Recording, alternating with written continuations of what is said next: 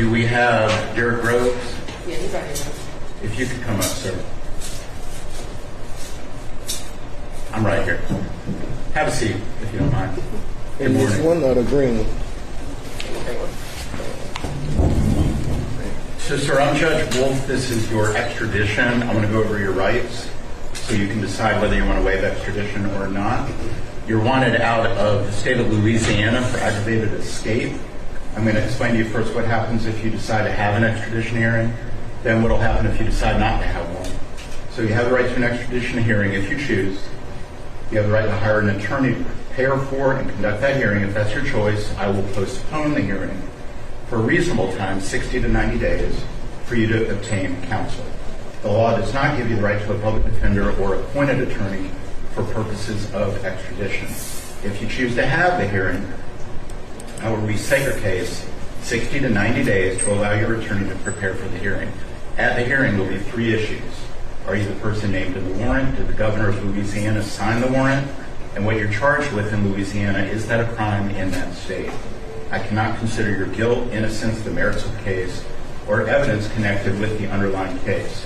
If after the hearing I determine that the requesting state, Louisiana, has met its burden of showing those three things, then they would have approximately 15 business days to pick you up. If they don't, then you'd be brought back before me and I would consider releasing you. If after the hearing I were to find that Louisiana failed to prove those three things, then you would be released. You also have the right to waive or not have that extradition hearing if you choose. If you waive your hearing, then Louisiana has approximately 15 business days from today to come get you. If they don't, then you'd be brought back before me and I would consider releasing you. However, you may be held up to 30 days before being released. Regardless whether you're released in Georgia, you are subject to arrest again at any time as long as this Louisiana warrant remains active. So even if you are released, you may wish to consider returning to Louisiana to have the matter resolved. Also, the media is here. I'm going to let you know.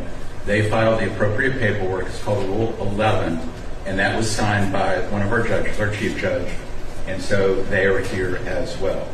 You also have the right to remain silent. So let me just ask, though, do you have any questions about your extradition rights? No.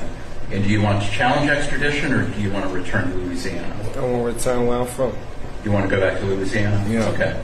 So I do find you freely, voluntarily, and knowingly are waiving your extradition rights. I'm going to sign the paperwork, and that's all we're going to do here today. Thank you, sir.